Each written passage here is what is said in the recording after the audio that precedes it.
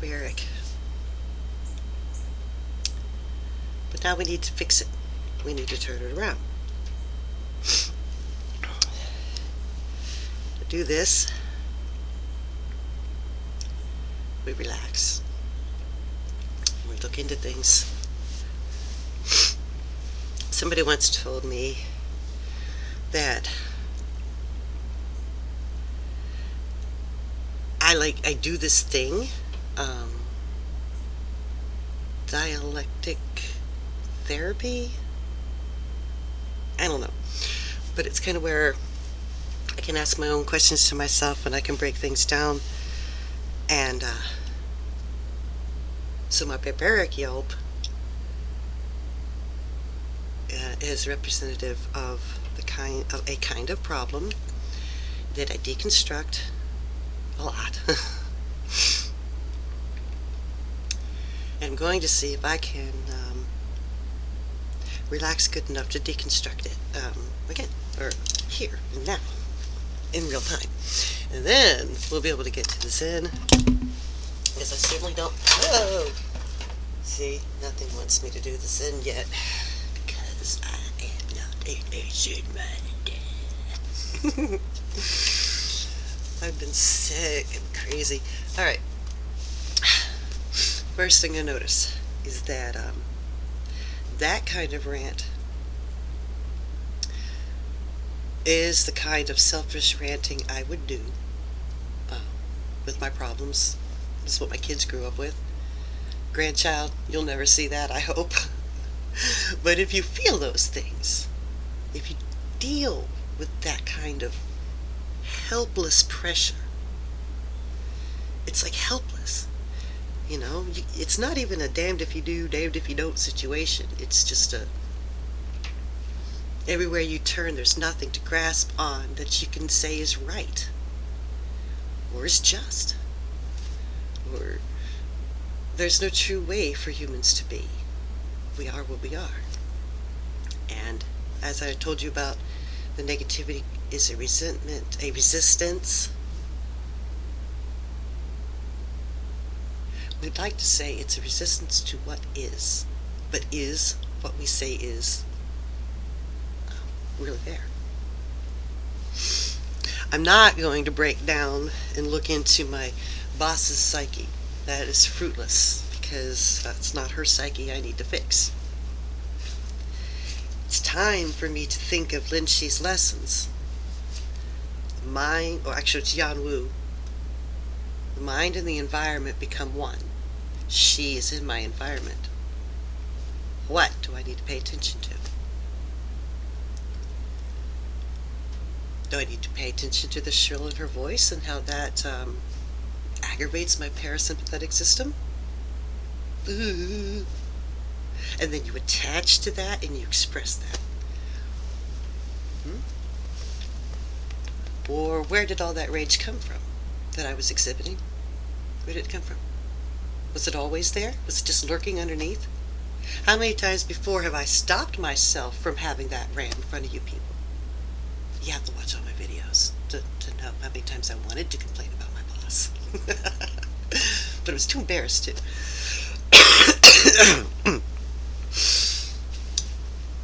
So does that mean I've never worked on it? No, I've worked on it constantly. There are so many times, way more, like the incidences where she pokes my buttons are so far, but they're all immediately detrimental. It's a sign of a narcissistic abuser, and most managers in restaurants are, and I'm victim class. Not that that's going to win me any points, because I'm white. This whole world has come backwards, but you know that. You know that. I mean, in fact, if you're my grandchild watching this, you don't know that, because it's been backwards since the day you were born. So I'm not about to make it right to you. What I'm about to do is teach you how to liberate yourself from these kinds of patterns, or how to begin to work on liberation of yourself from those barbaric yelps. The first thing you're attached to is self-justification. You have an ego. And the ego is how you express yourself. And when it feels injustice, when it feels misunderstood, when it feels suppressed, yeah, it holds on to that, and it holds on to that. We all know well, maybe we all don't, but our bodies hold our traumas. Most of us know that. Most of us who would even find my channel would probably be spiritual people and would know that. So, and if you don't know that, pay attention. Next time you're really angry or you're having a mental conversation with somebody, like when I think about arguments I've had with my daughter, I'll feel tension in my wrists, and the tension doesn't have a thought of its own. It's just what tenses when I think of the conversation. You relax the tension out of the emotional tension out of your body, but you got to find a way to deal with its occurrence in your mind, right? And what I was about to say about my boss and how we get along on an everyday basis, okay? Jokes, fun, personal interest. Well, she doesn't show personal interest to me so much anymore, but when I show her personal interest, she's my friend. It's very, very, very, very, very, very. I always fall for it because I'm the scapegoat, class. I always fall for it that there's some semblance of neutrality forming in our relationship, and then wham! Her ego has to assert itself, and she must do something to passive-aggressively tick my buttons. Well, I'm a Sagittarius. When I notice that's happening, I start reprogramming immediately, so that you don't have the satisfaction. You may thank Clint Eastwood for that. Heartbreak Ridge. Never let them have the satisfaction. That's how I deal with them, these people. And eventually it drives them crazy, and they leave the job themselves. You know what they've done? Oh, shh.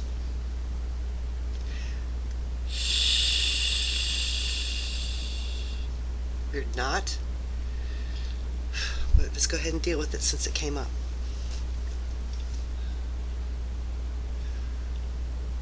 My ego is attached to the fact that they've made a false image of me that they judge me by. And it's not me, so therefore I feel unknown and etc. And I'm attached to that. What am I attached to? Recognition?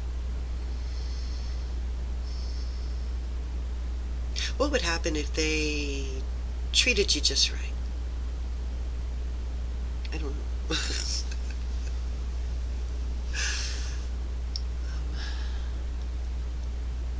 By treating me just right would be not deliberately doing things to piss me off, such as preventing me from my cigarettes, trying to say, before you have your first cigarette, you have to do this task that takes 15 minutes, whereas my cigarette break opportunities during the day are only 2 minutes. I don't have time to do your task before my first, second, or third break. So leave me alone. I know, I wasn't supposed to do it.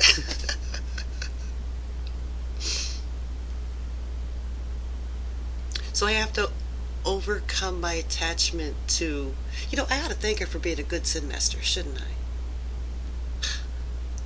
Maybe that's what the Bible means by heaping coals of fire on other people's heads due to your forgiveness. Pray for those who mercilessly use you. Pray for your enemy. Bless your enemy. Of course, bless your enemy. They're you. Ultimately, some stage of human development. You are human. We all are human with human minds, which all operate pretty similarly. So that's you. That person I'm dealing with is you, which is me. So I don't have to worry about her. You see, I have to worry about what I'm believing and what I'm choosing to do with it in my own mental environment. She can think I'm lazy. She can think that I'm stupid. She can think all these things and treat me so. But I'm supposed to know that there's a difference, that there's a stopping point where I don't accept that. Not that it's done to me, but I don't accept that there's any truth to my character. That's not the way to say it.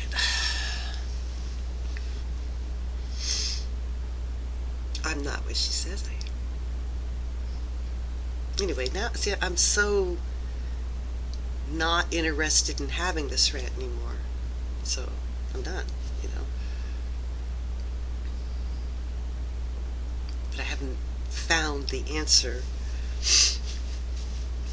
that releases it.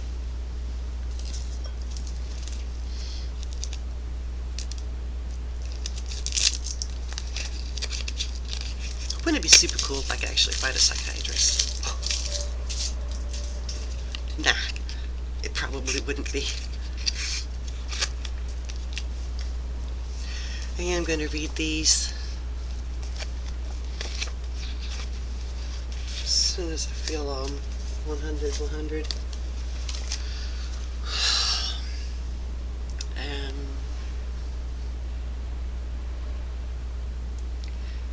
So usually I focus on exactly what's in front of me,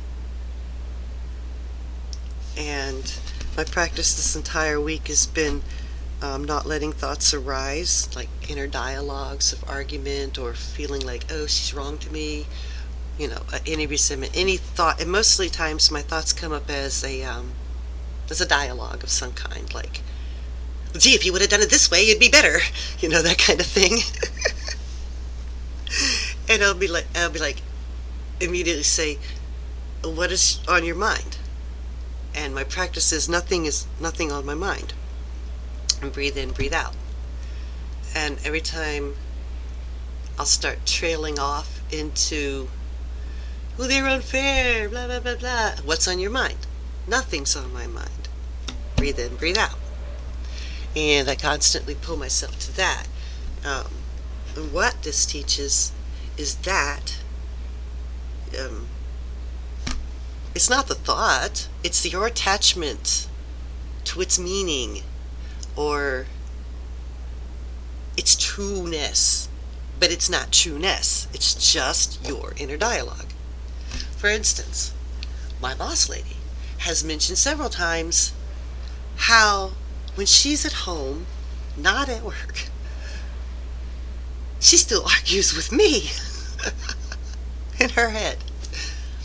I keep my arguments in my head confined to work, and then I train myself that is even also incorrect behavior. Cut it off. If you can't cut it off or answer it to such a degree that it doesn't come again, that's the practice of Zen. Wait, can I do the eyebrow thing? That's the practice of Zen.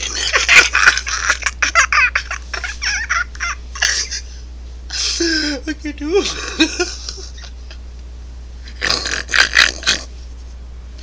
Let's see. I'm gonna hurt myself. Alright, sorry, I shouldn't make fun of fellow sinners. He'll never see it. But if he does see it, I would like to learn Kung Fu. But you have to understand, I have no discipline. I am the queen of no discipline. Fix me. Help me find the magic code of perfect action. That's Kung Fu. And that doesn't require doing push-ups.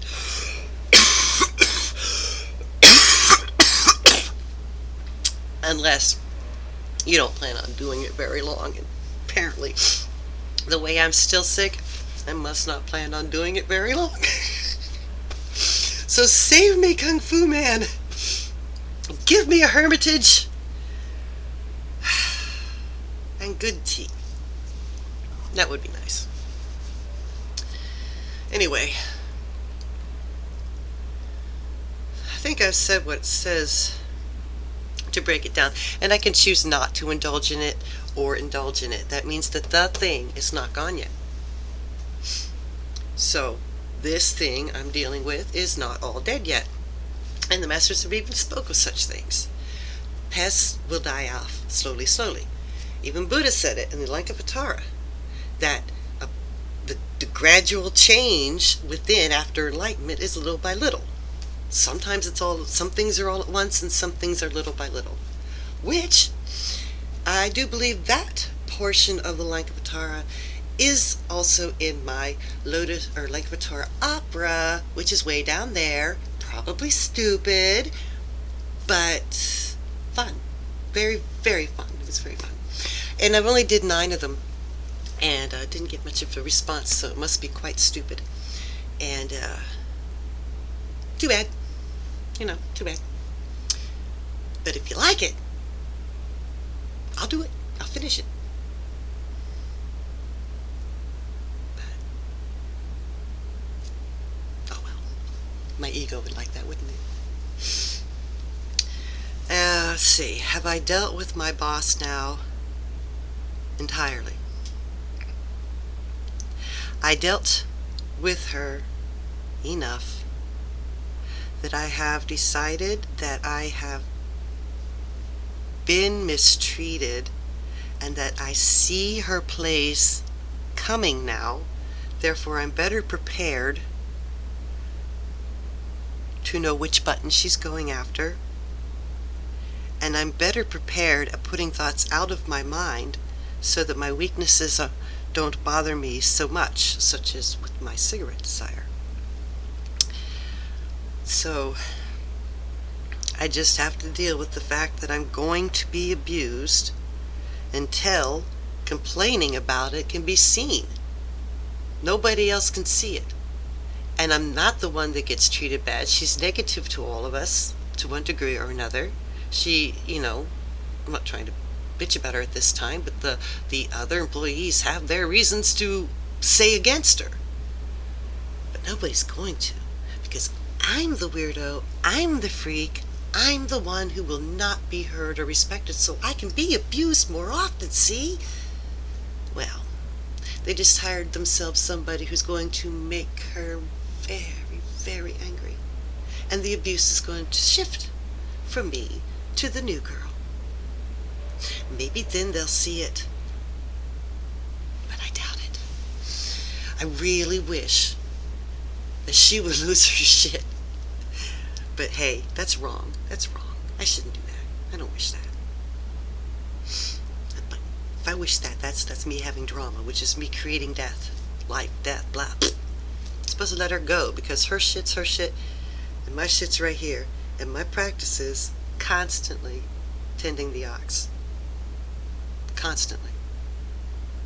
And I let it go off into the barbaric field. I showed what kind of person I was. Very much. I still am that person, obviously. But it's the person I was more often.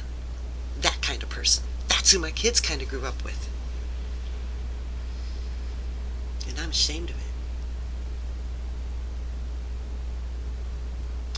it. And its root is in not being able to communicate my anger properly. Never being allowed to. Never being accepted. Never being right. Everything I had to say ever, I was always the wrong one. When I knew in my heart I was right, right? I'm victim class! So, we just have to learn to be wiser, I guess. Sneakier in that way. I'm probably going to get to the Zen book at some point in time. Catch you later.